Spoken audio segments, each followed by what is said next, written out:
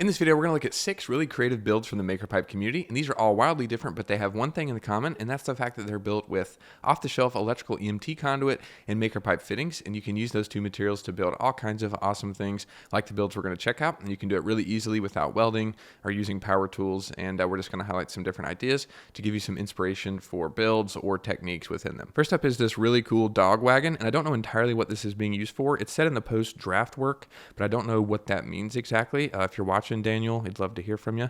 And in fact, I'd love to hear more about the details because this is really fantastic and a lot of really complex mechanisms in this. We can see there's some sort of steering apparatus built into this that I think involves fender washers and threaded rod and maybe some threaded pipe inserts. Can't really see all of what's going on there, but it looks really interesting, and I think that same kind of thing is happening here in the middle, and that's what's allowing this to pivot and rotate. You know, as the dog moves, it kind of steers the wagon. So that's really cool. We can see they used a bunch of telescoping clamps here to, add some adjustability, and they said in their post they were looking, Daniel was looking for different, methods to maybe secure the telescoping clamps because they're plastic and they rely on friction. So underneath the force of, moving around and rotating a bunch, he was trying to prevent that. So I think he's going to use some cotter pins or something. But if you've got any ideas, feel free to leave those down below in the comments. But this is really cool and just a ton of awesome stuff in this. Like I said, really elaborate.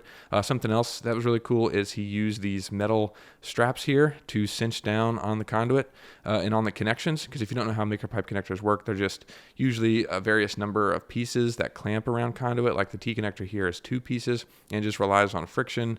And so to just kind of add some security, he used these metal straps to cinch down on the connection and just add some more strength, which was a really good idea. Haven't really seen that done a whole lot, so that's really smart. You can also see he added some bolts going all the way through the conduit and connector there to add some strength. So this is really beefy and is working really good. And as you can see, just looks really cool too.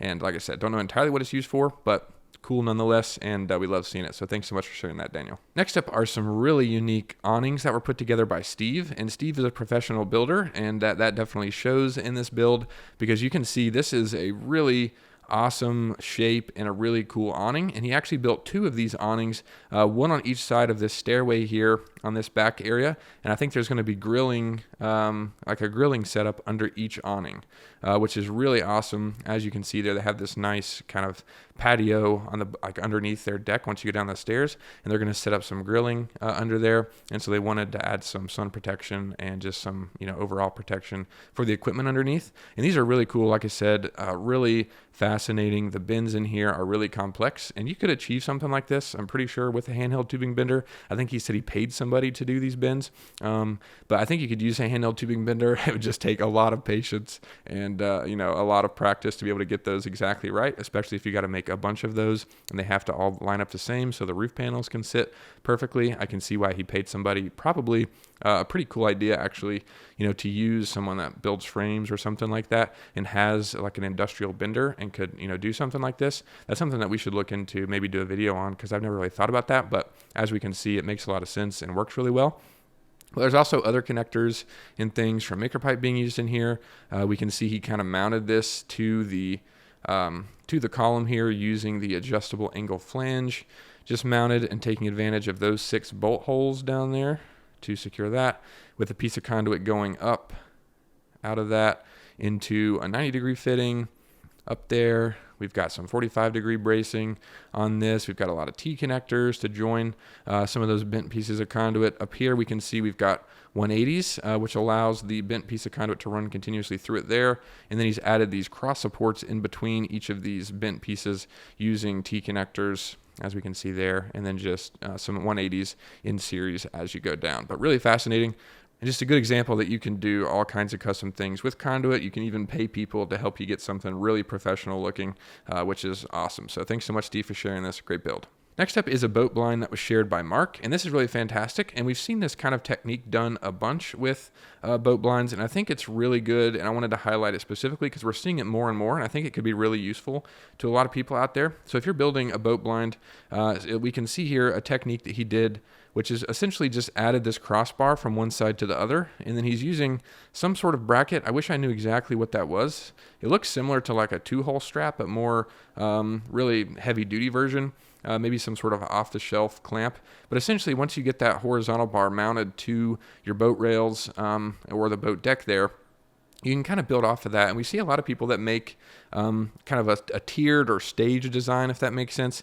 So essentially they've got an adjustable angle hinge connector mounted there, and that allows you to have this piece of conduit going all the way down there to the other side where they've got another adjustable angle hinge on the opposite end. But then to kind of create that second stage, so it folds up and then goes up one more, they've got another adjustable angle hinge, and that's what adds this piece of conduit going all the way down to the other side as well. Can't really see where that goes. Oh, there it is.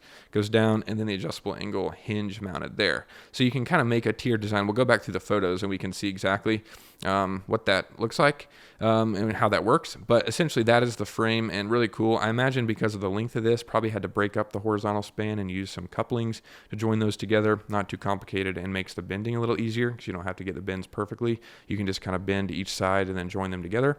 That's really cool. And then something else really awesome is we can see here use self-drilling screws and some like cargo netting or some straps that are actually mounted in between, if you look closely, between the two pieces. So that way whenever he pulls the top panels, it just automatically pulls the bottom panels along with it, which is really creative, and I imagine it works really good. And then we can go back here and we can look at the pictures, and we can see where here it is kind of up in, or here it is kind of flat where everything's folded down, but then here all those panels fold up. He's got the actual duck blind ready to go and ready to hunt, and here's a close-up of it folded down, as you can see with the adjustable angle hinges there folded down. And that's really creative and a really great technique I wanted to highlight in case you're building a boat blind. I think this can also be useful for other stuff too. Anything that you need that motion, you could take advantage of the adjustable angle hinge, and you could kind of make that tiered design, which I think is really useful. So thanks so much, Mark, for sharing this build. Great job. Next up is a great kitchen storage build from some dude builder in the community, and there he actually modeled the project with CAD. If you don't know, we have a couple videos on how you can do this. You can download the connector models,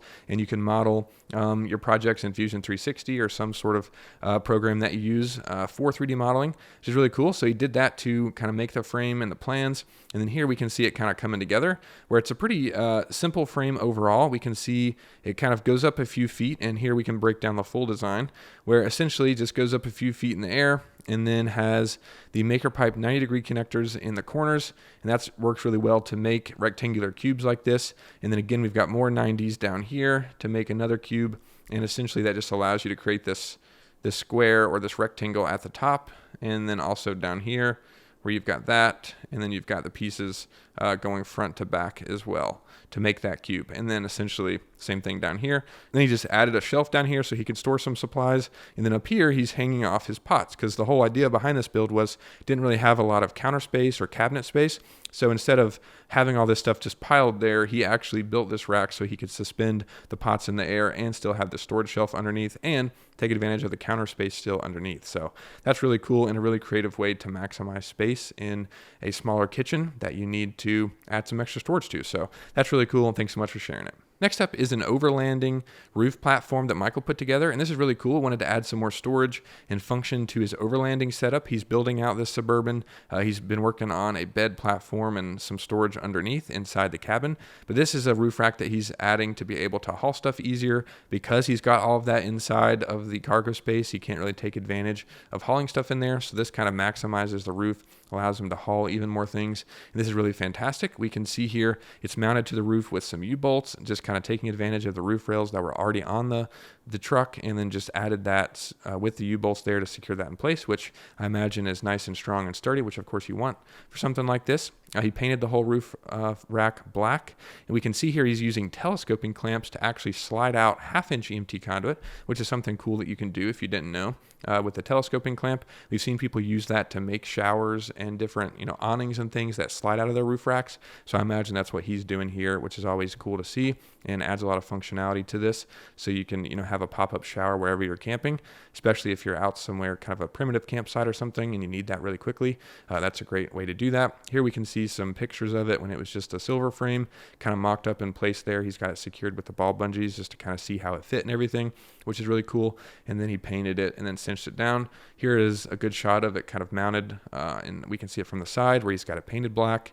looks like it's factory, and he's got the wind dam on there, which I'm sure reduces some of the road noise, and just all in all is really cool and adds a lot of functionality. So thanks so much for sharing this, Michael. Awesome job. Last but not least is a production cart that was shared by Thomas. Said he works on some studio or on some movie productions and needed a way to haul some gear around really easily. And production carts can be really expensive, but this was just with just some wood and conduit and connectors is not too complicated and not too expensive at all. Essentially, we can see here he's got a wood platform on the bottom with wheels mounted to it, and essentially just created this tiered rolling cart that allows him to put milk crates on it, and then there's different studio gear inside each of those crates, and then secured in place with some bungees going around, and nice and simple, really cool. And essentially just use 90-degree connectors like we talked about earlier to make this cube frame, and then add a shelf wherever he needed it. Did the technique where he notched out the corners of the wood to slide those shelves in place, which is really cool and a great technique for these kind of builds. And all in all, it's just really cool and really functional. Here we can see another shot of the frame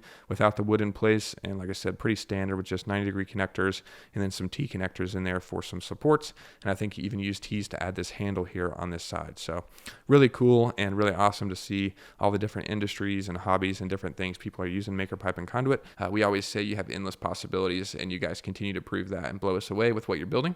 But thanks so much for sharing all your builds. All these will be linked down below if you want to check them out in more detail. Thanks everybody for watching. I'll see you in the next one.